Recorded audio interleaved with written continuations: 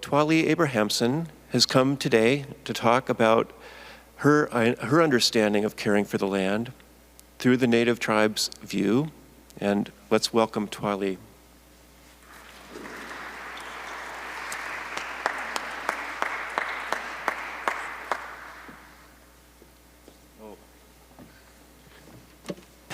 Oh, there, I can see you all now. Good morning. I just appreciate the words and the songs this morning. Definitely a beautiful way to start the morning. Thank you for the invite. My name is Twila Abrahamson Swan. I'm a member of the Spokane tribe.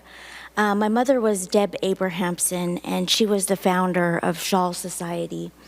The focus of Shawl was mainly the impacts of the nuclear cycle on the Spokane Reservation and the surrounding communities. So for years and years, she advocated, one of the biggest things that she advocated against was the importation of nuclear waste into Ford, Washington.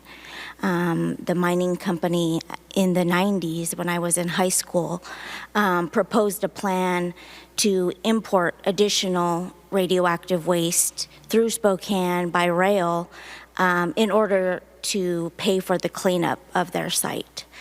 And Washington State Department of Health permitted it.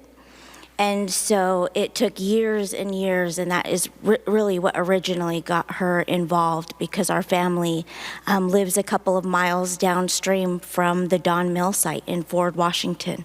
And she knew many family members that worked at that site. She herself had worked at that site. And, you know, she just, from her recollection, she doesn't remember them following all of the safety measures and doesn't remember them being trained the best. And she said part of that process, that when she worked there, was installing the liners of the pits. So, you know, just from her experience and seeing how the site was constructed, she knew that it wasn't safe to store nuclear waste. And I think all of the issues, you know, became a giant learning curve for our community, because uranium, it's something that you don't see, you don't smell, you really, you know, you can't see the devastation like from some of the other mine sites. Some of the downstream estuaries, you really wouldn't know that there's a giant, huge pit, you know, just a couple of miles upstream. So it is very different from some of the other hard rock mining, that if you don't know it's there, it's very easy to ignore, or to just, you know, to just kind of go on with your life without paying a lot of attention to. One of the things that we faced early on was just the loss of our lands, and in this area, you know, we ceded, you know, millions of acres, and the tribes in this area are a mixture of, there were treaties, and then the Spokane tribe is an executive order tribe. So the reservations were made by, you know, executive order. But at that time, the tribes were trading the land in, you know, protections to stop the wars that were happening at that time, the wars in this area, but also, you know, for education and for healthcare. And, you know, so we, you know, from the beginning, when, you know, at the time of contact and the loss of our land, some of the things that we had in mind were, you know, healthcare and education. I don't want to focus too much on, you know, just the devastation that's happened or currently happened, but really what led to even looking for these resources. You know, we look at the end product of uranium and the devastation that's caused from, you know, the nuclear weapons, the nuclear testing, and how this impacts communities across the world. And we have to acknowledge our part in that, because we, you know, the source material comes from our reservation.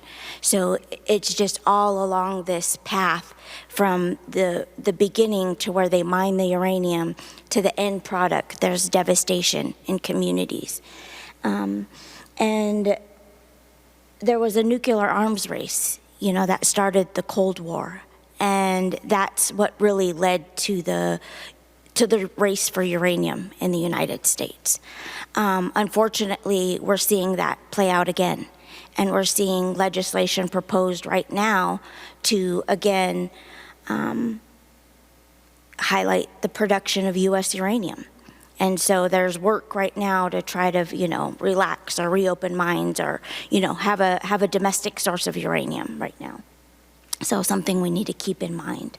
And this is just a chart about the nuclear cycle and the different aspects. And like I said, every point on this chart represents a community. And so for us, we're the natural uranium. We're the start. We had mining in our community. We had milling in our community. And then the enrichment, happened at Hanford. And so what's happened now is that the mining company involved can't even afford to dispose their waste at Hanford.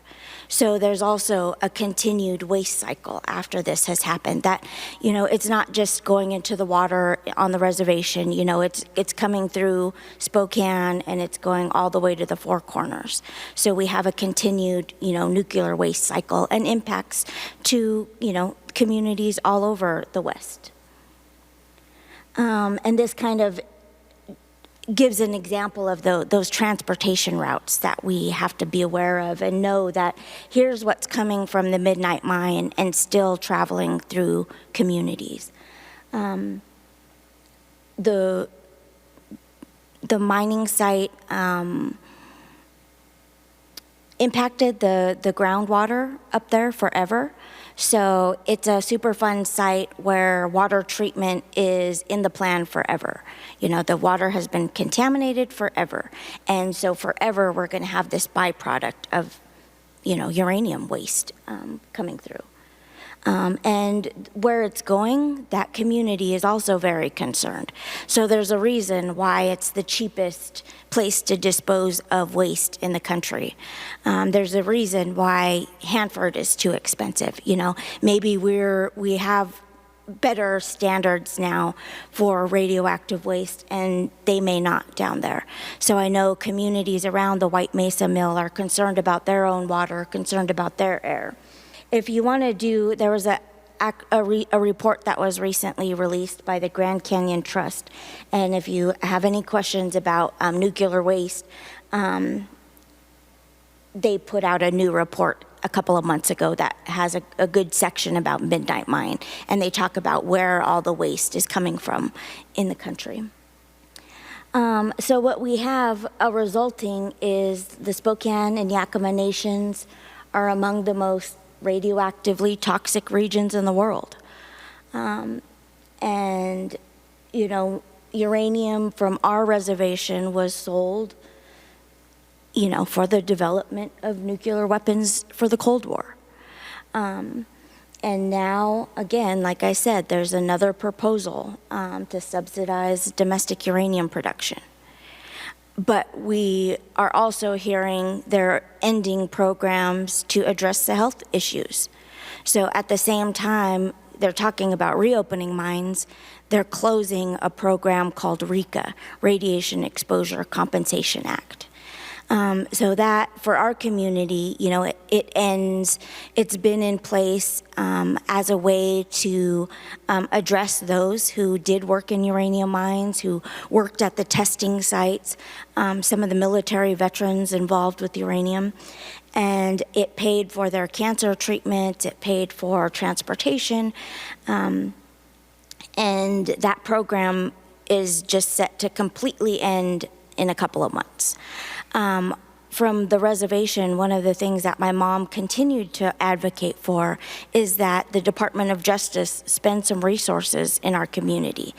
It took many, many years before our community was awarded a grant related to those funds, and they were awarded once. So during that period, I think they helped 12 families go through the process. And it's kind of described as a Social Security type process where you really need an attorney to file everything and to get all the required paperwork.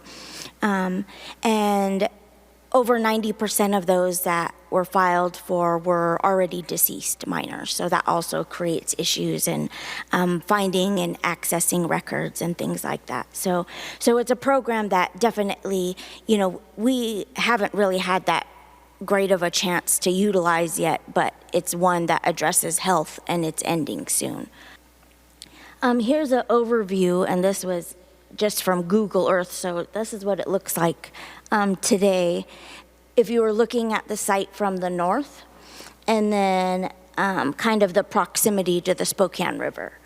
And then if you look in that corner to the left, that's the Sherwood mine. So those are the two uranium mines on the Spokane Reservation, and the drainage straight to the Spokane River. One of the things that is part of the cleanup is a new water treatment plant. And in order to meet the water quality standards, they had to build a pipeline from the mine straight to the Spokane River and disperse the pollutants straight into the river. They could never meet the water quality standards the way they've been doing all of these years, which is straight into the creek. So often, certain times of the year, their discharge was the majority of the creek water. So there were no way they could meet water quality standards. But by bypassing Blue Creek, going straight to the Spokane River, they're able to do that and dilute. And so that kind of continues to be a concern if it's used as a model for polluters, that instead of meeting water quality standards, they disperse and dilute. So some of the things that we, as our community, we really need support in is the health impacts, the health studies, resources to address those types of illnesses that we're seeing in our community. And then, like I said, the Radiation Exposure Compensation Act. So if there is a way to talk to local leaders to get involved, we need some advocates locally on this bill. I think there's a lot of work in the Southwest and those organizations and communities, but they don't have that backing here in the Northwest. And it does also impact people up in our region. And then we've also, last year, we lost my mother.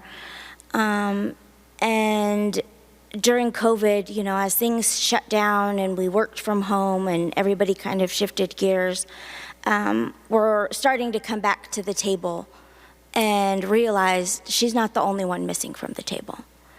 So we've had other staff during the COVID time lost to cancer as well. So Randy Connolly was the tribe's Superfund coordinator for years and years. And then I learned he passed away. One of the EPA staff, who was a community involvement coordinator for years and years away, just passed away due to cancer.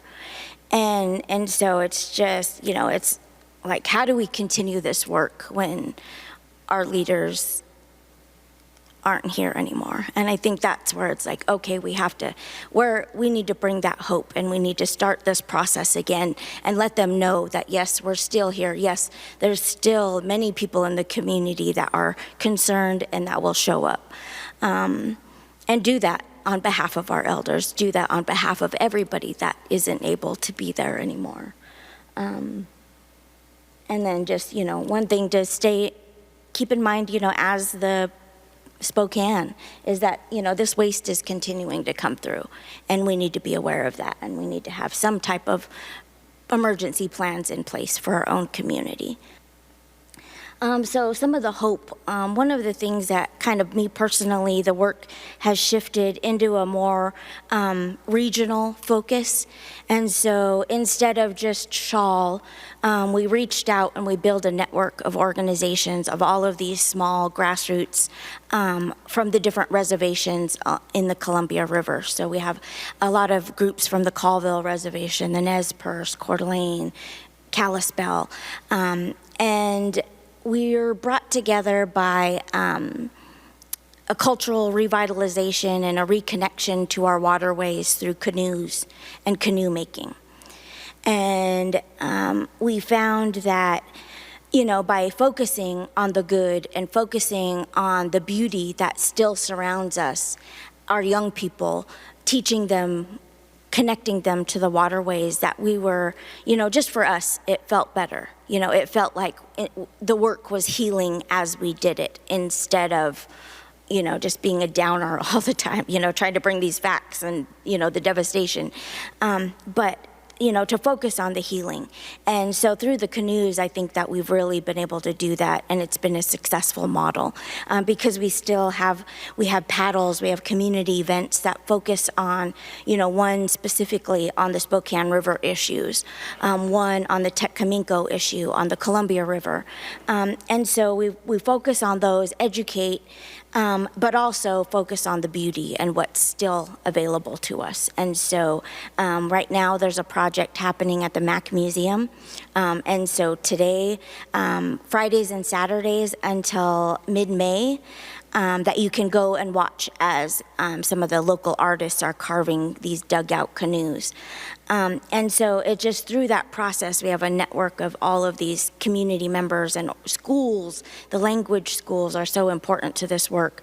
And every single language school in the region is part of the River Warriors, because they're trying to pass, the culture onto the kids too, and this education and language, the songs that go with it.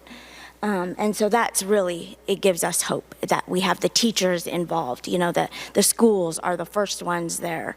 And that we continue intergenerational work. It just like, so for me, I feel like I am the generation that needs to do the work, but we listen to our elders and we listen to our youth. And we do the work, because we've gotten the skills to do that work, and we've got the training and the resources, and we just have to do that work. So now that's where I feel like I'm at, listening to the young people, but making sure our elders are there with us all the time. And we have some really great projects, there was devastation during COVID to many of the nuclear impacted communities, the Spokane, the Yakima Nation, the Navajo Nation, Marshall Islands communities, huge numbers of COVID.